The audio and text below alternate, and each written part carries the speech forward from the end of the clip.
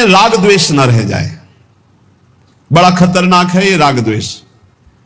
अगर किसी से राग है तो बड़ा सूक्ष्म होता है राग का धागा, और वो जब हमारे ऊपर संकट आएगी, विपत्ति आएगी, या तो वो धागा दिखाई देता कि अभी वो है ना। द्रौपदी जी को पहले श्री कृष्ण याद नहीं आए, 5 महारथी पति है अतिरथी, वो याद आए, फिर भीष्मादि याद आए, फिर अपनी भुजाओं का बल, फिर दांतों का बल, और जब निर्बल तब महाबल। सुनेरी मैंने निर्बल के बल राम, महाबल प्रभु श्री कृष्ण का तब जागृत हुआ। यह राग बहुत खतरनाक है, किसी से राग ना करें। यही राग जब प्रियालाल के चरणों में अर्पित हो जाता है तो अनुराग कहलाता है। जब शरीर भोग, शरीर संबंधी, यही बहुत फंसा वाला जन्म मरण चक्र का मूल यही राग है। और जब इसमें बाधा पड़ती तो द्वेष हो जाता है। द्वेष बहुत खतरनाक है।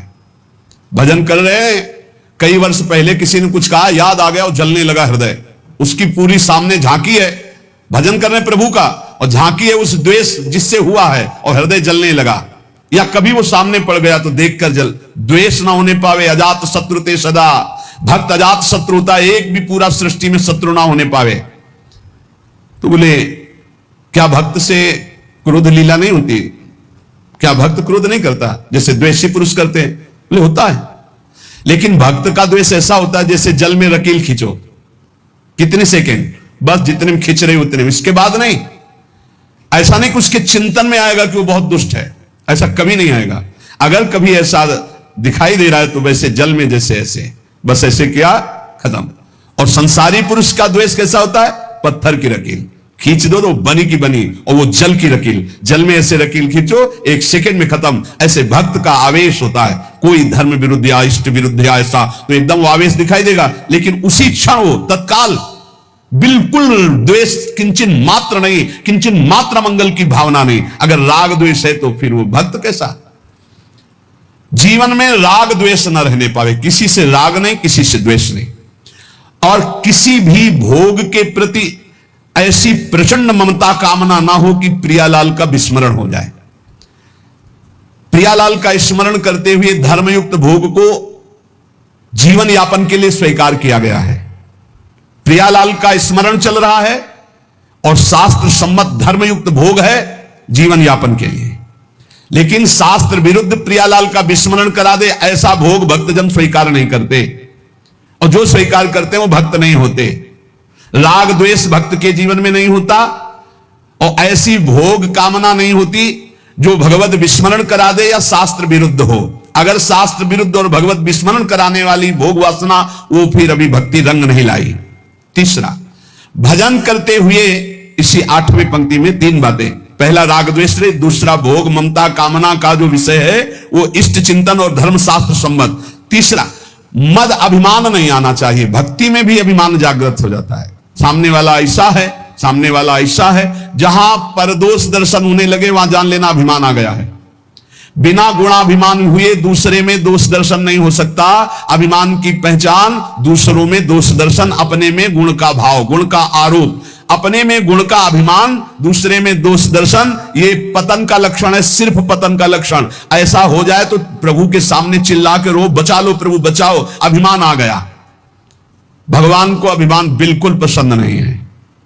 दैन्यता से भगवान प्यार करते हैं और अभिमान से भगवान रोष करते हैं। सुनहु राम कर सहज स्वभाव, जन अभिमान न राखे काऊ।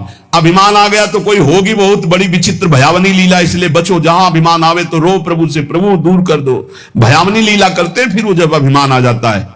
देखो कैसी देवर्षि नारद जी के साथ की, कैसे गरुड़ जी परेशान हो गए। भक्त के हृदय में कभी अभिमान नहीं आना चाहिए। अभिमान की पहचान दूसरों में दोष दर्शन, अपने में गुण का आरोप। इसी 8वें सूत्र में चौथा, चाहे जो कुछ नष्ट हो जाए कभी शोक विषाद नहीं करना, रोना नहीं। भक्त है, परिवार का कोई पधार गया है तो वो कीर्तन कर रहा है, वो रोएगा नहीं। ये रोना केवल मोह ममता का क्षेत्र है और नहीं रोना चाहिए। जब अब गीता जी का पीछे व्याख्या चल रही थी तो जो रोज सुनते हैं उनको याद होगा, रोने वाले के आंसू और नाक लार सब उस जीवात्मा को पीना पड़ता है जो पधार गया है। कभी नहीं रोना चाहिए। उस समय नाम कीर्तन करना चाहिए, भगवत यश गुणगान करना चाहिए, उस जीवात्मा के मंगल के लिए भगवान का नाम जप करके देना चाहिए, रोना नहीं। कुछ भी नष्ट हो जाए, कोई भी मर जाए, शोक विषाद नहीं करना, रोना नहीं। ये भक्ति के मार्ग का विषय है। मंजीरा उठाओ, सब मिलकर कीर्तन करो और भगवान का यश गान करते हुए उनकी अंतिम यात्रा। भक्तों की तो मृत्यु भी महोत्सव होती है। संसारी लोगों के लिए छाती पीटते हैं लोग, उनके मरे हुए व्यक्ति की छाती में नहीं, ऐसे ऐसे पीटते हैं, वैसे पीटते हैं। और जब वो पीट के रो रहे हो, घर वाले तब पूछना कि तुम क्यों रो रहे हो, तब असलियत पता चलती है। वो रो नहीं रहा उसके लिए कि इसलिए रो रहा है, वो अपने लिए रो रहा है कि हम जो चाहा अपने लिए, बस अपनी कामना की पूर्ति के लिए। भक्त को कभी ऐसा नहीं करना। कोई पधार गया बहुत गंभीर, कोई रोए तो डांट देना चाहिए, चुप शांत, शांत नहीं रोना। उस जीव को क्यों अब कष्ट देना। अब तो नाम कीर्तन, मान लो 50 लोग आए, 50 लोग नाम कीर्तन करो और फिर उसको भगवान के मार्ग में अग्रसर हो, आगे जहां जीवात्मा जाए उसका अच्छी जगह जन्म हो, उत्तम कुलवान भक्तवानों के घर में जन्म हो, भगवत प्राप्ति हो जाए उसको। ऐसे नाम कीर्तन करके उसको प्रदान करो, तब तो बढ़िया बन जाएगा। ये सब बैठे बैठे वो इधर उधर की बातें उच्चारण करके रोना, ये सब कुछ भी नष्ट हो जाए। भक्त के आंसू सिर्फ भगवान के लिए गिरते, ध्यान रखना। भक्त के आंसू रूपी धरोहर सिर्फ भगवान के लिए काट दिया जाए तो भी आंसू नहीं गिरेंगे। भगवान के लिए ही आंसू गिरने चाहिए।